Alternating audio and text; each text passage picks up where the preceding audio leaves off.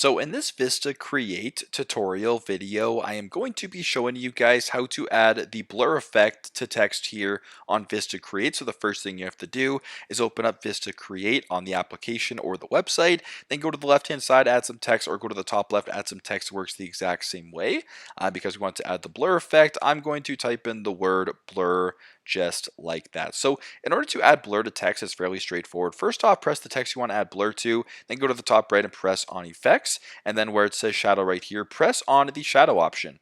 And then under shadow, it says blur right here. So if you wanted to make the blur as of right now more or less, you can slide this bar to the left to make the blur non-existent. But if you wanted to add the blur sort of all the way like this, you can add the blur effect just like that and add sort of some blur to text just like this. So fairly straightforward, super simple. This is how to add blur to text here on VistaCreate. Thanks again for watching, and I hope this video helps.